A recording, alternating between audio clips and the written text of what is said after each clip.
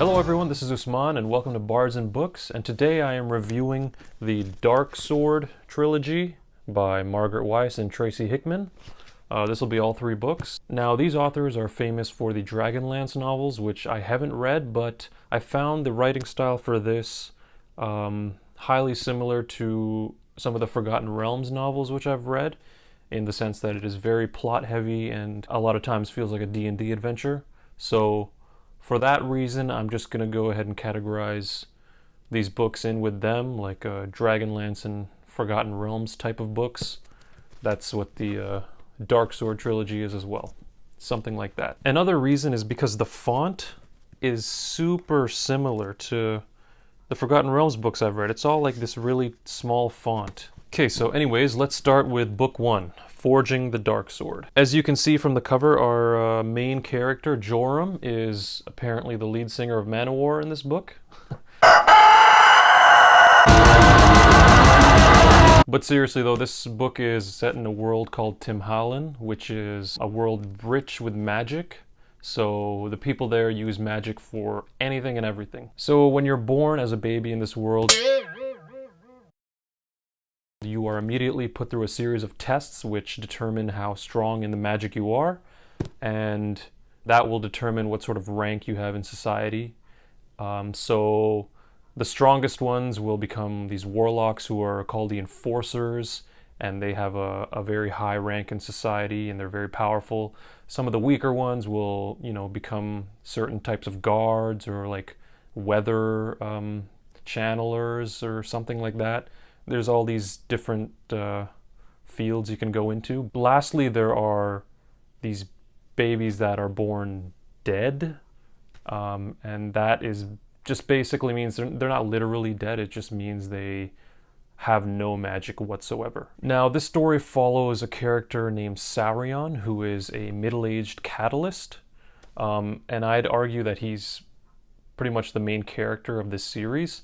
Now, a catalyst is another type of magic wielder that I haven't discussed yet, and these people are very rare and very sought after by society because while they can't use magic for themselves, what they can do is absorb it and then transfer it to other magic wielders, kind of like powering them up in a sense, because their magic can run out. It does happen. So Saurion meets a young man named Joram who is dead, and together they forge the Darksword. Now, what I liked about the first book is following Joram's story. His childhood and upbringing, I found I could resonate with that very well. It's filled with a lot of pain and anger and a sense of injustice. So I liked reading about him. I also love Simkin. He is actually my favorite character. First of all, he's insanely powerful with the magic.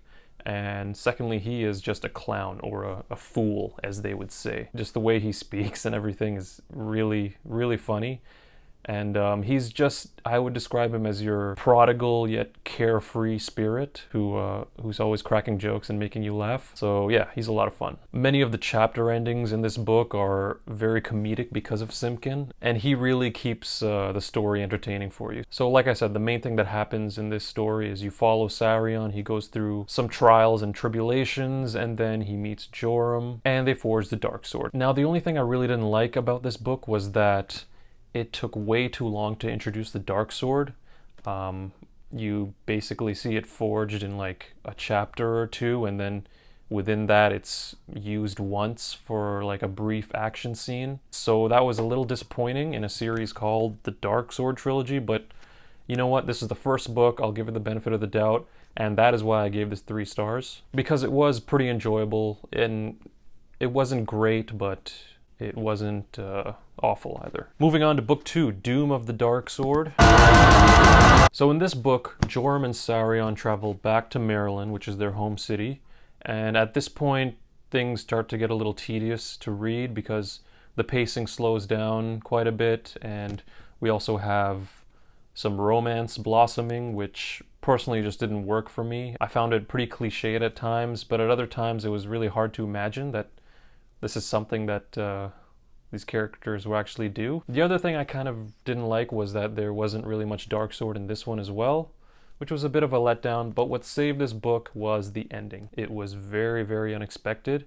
That and Simkin. Simkin and his hilarious antics are always the best. But the ending was really phenomenal, and it really sucked you in right at the end there.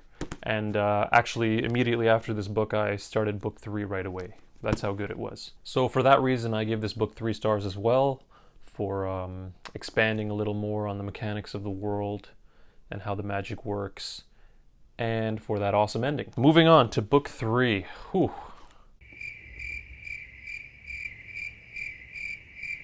Triumph of the Darksword.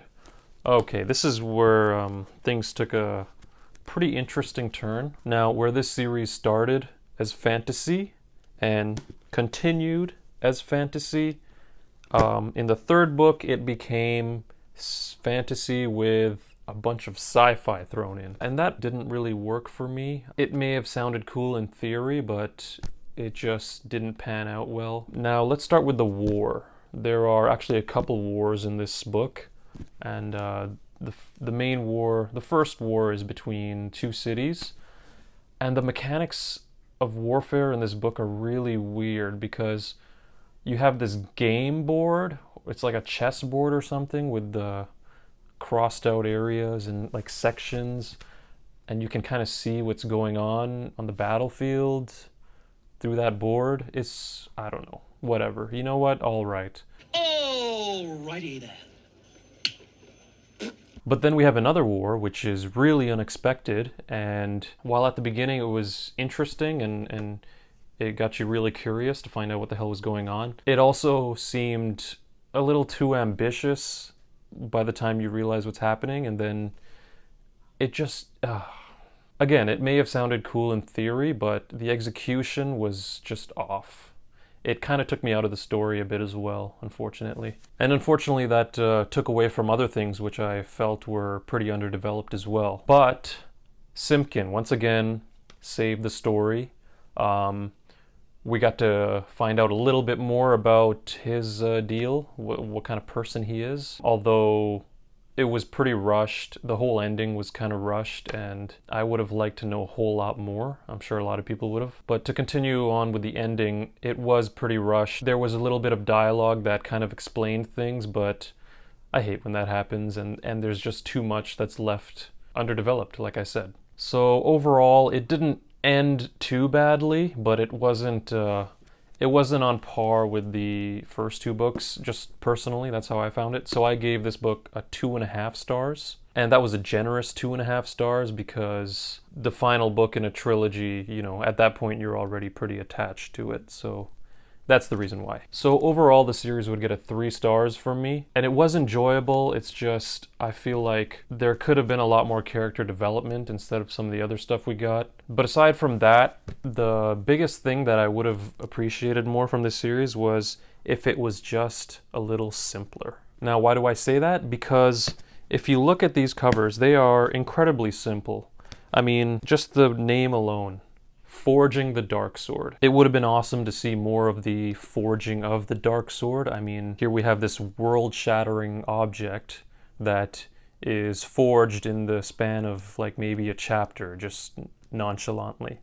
I would appreciate it if there was a little bit more of maybe a little more skill or technicality that would have gone into forging such a powerful weapon. Maybe we could have gotten more information on that. This is just how it felt for me. I'm sure many other people have different experiences, but all in all, given what this series is and the fact that it was published in 1987, I believe, it is not a bad series. So that is my review of the Darksword Trilogy. I hope you gleaned some insight as to whether or not you want to read this series. But other than that, thanks for watching, and I'll catch you later. Bye.